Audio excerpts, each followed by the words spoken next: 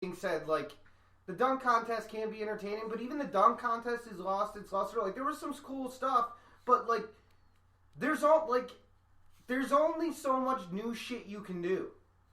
Like, I need to do something that's amazing, and this is the first year that I think I've seen the final where it was actually like, okay, some of this is some stuff I haven't seen before. Some of this is super impressive.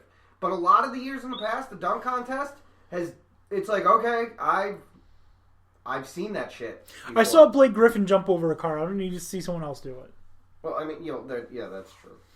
But one thing that I really, really enjoy every year watching is the Rising Stars Challenge. I do like that. Yeah, that's usually good, but especially because that'll take some players, especially the sophomore players, and elevate them from an unknown to a star. Like, not everyone's going to be Luka Doncic. All right, you're not going to come in immediately, be a star. Sometimes, like these games are going to do great for players like Rui Hachimura. All right, he's going to benefit greatly from it. Taco Fall could benefit greatly from it.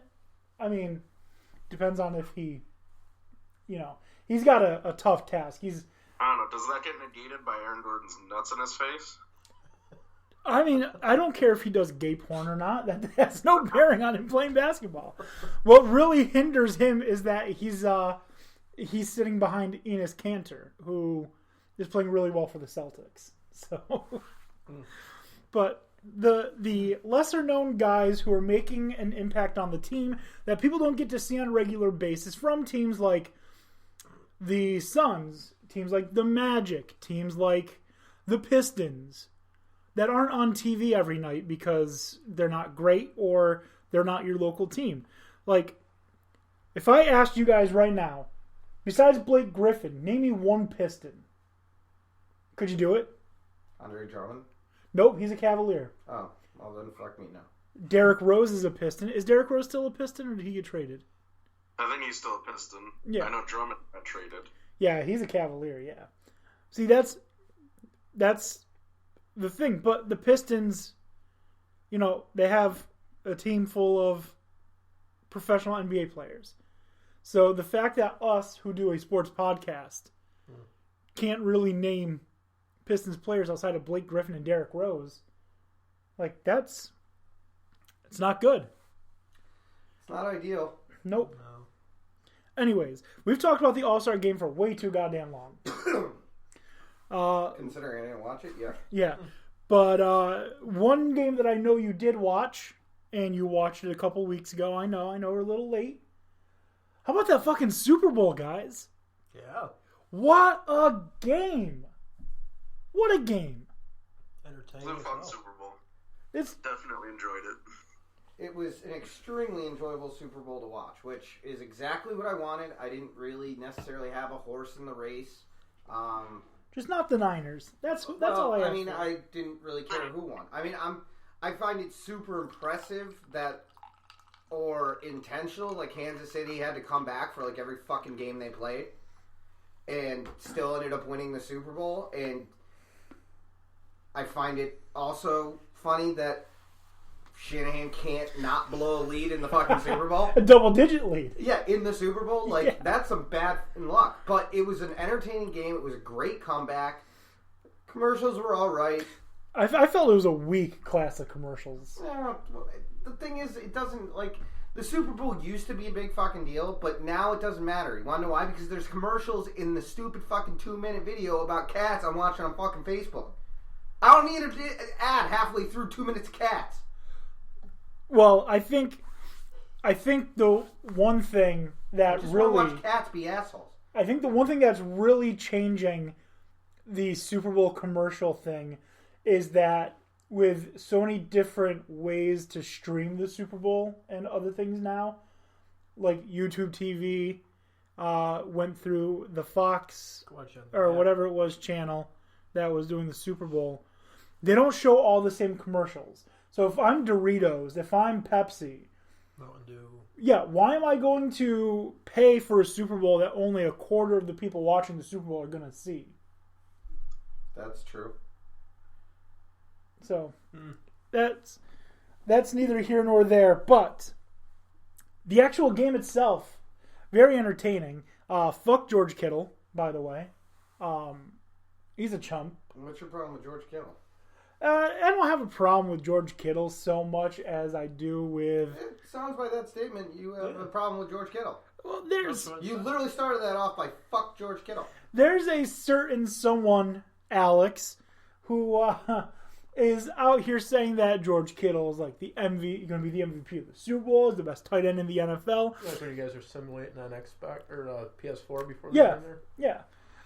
That's just not that's not a fact. George Kittle is not the best tight end. He's not the MVP. Just like lay off of it. That's the problem that I had with George Kittle.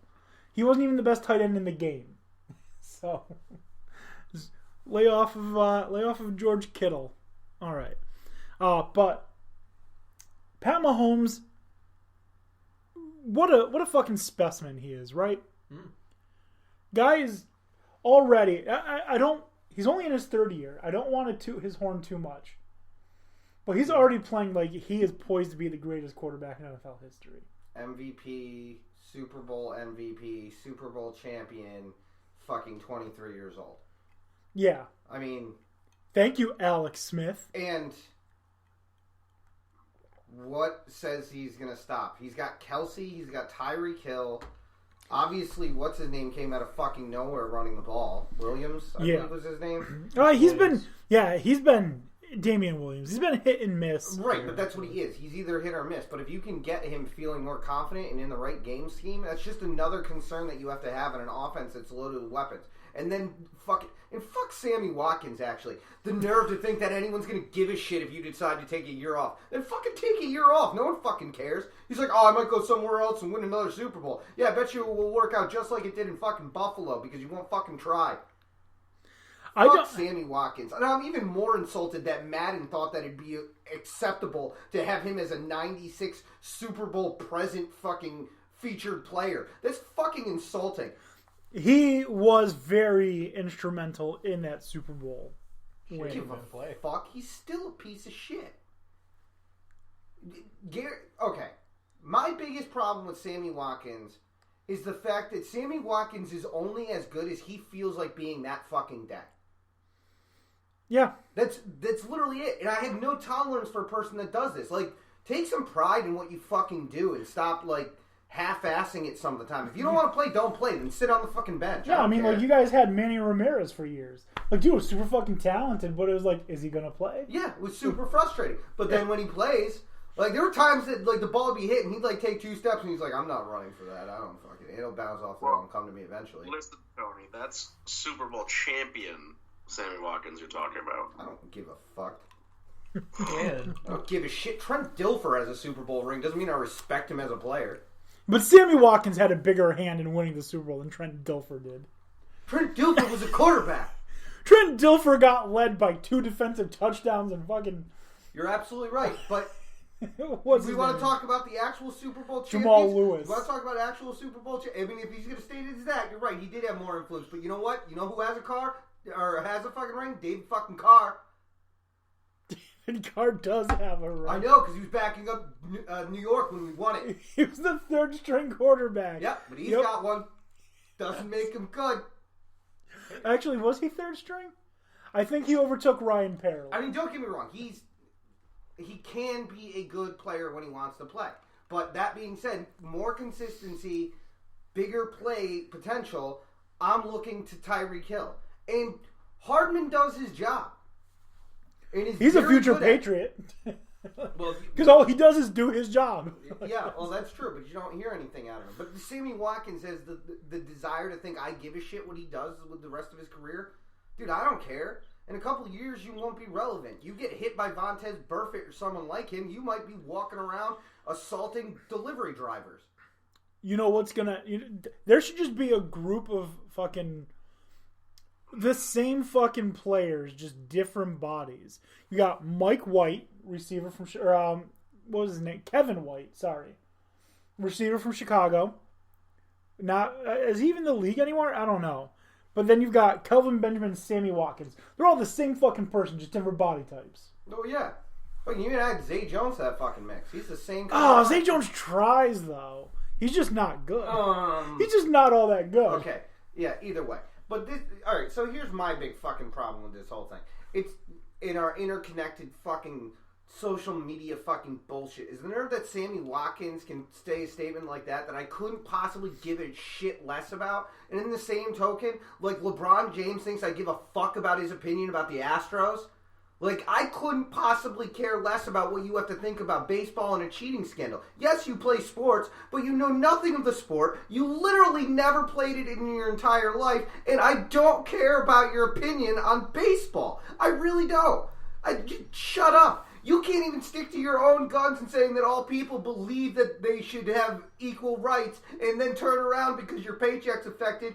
Fucking kowtow to China, who's literally trying to kill its own people that it wants to rule over. Okay? So don't tell me about moral fucking dilemmas here, you fucking hypocrite. Well, we're not a political podcast. I will say, though. You're right, but the moment that the NBA opened its mouth and started telling people what they should think because it affects their bottom line, they became political, and that's where it becomes hypocritical. You can't say one thing and then do another. It's not do as I say, not as I do bullshit. That's fucking horseshit, especially if you want these athletes to be taken seriously as being quote-unquote fucking role models. Kiss my ass. You're right. I wasn't, like, trying to, like, knock down what you were saying. I was going to get political myself. Oh, okay. Yeah. But again, why is LeBron James commenting on baseball? Why does he think that we need to know this? And who are the people that care about this? Who?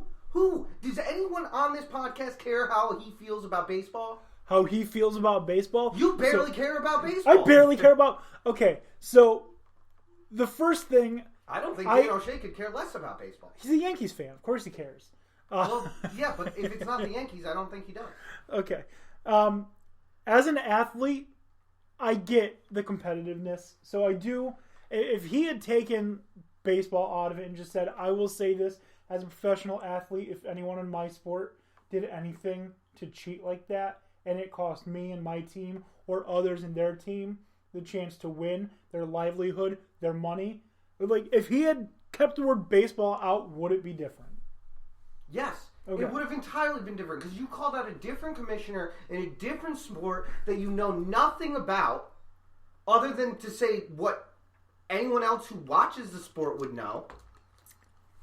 And to think that you're going to try and, shut up. If it's basketball related, yeah, then speak up. If you got something to say about the commissioner, by all means do it. Let's fucking have that argument. I wish more players would speak out. I appreciate what the baseball players are saying because they're the ones that are directly involved. Right. If you want to have an opinion that that's how you feel about cheating, fine. But you want to know who's upset about affecting livelihoods and changing the outcomes of games? You missing all those fucking clutch shots you've missed in your career. And then walking off the court like a poor sport you were because you can't shake hands and accept you've been beat. That's you're not exactly the pillar for fucking moral advice that I'm looking for. It's a good point. And the point I wanted to make when I said we're not a political podcast, if you take a look at that whole issue with the protesters in Hong Kong, it's fucking cleared out since coronavirus. Yeah, no shit, because China has a bigger problem now.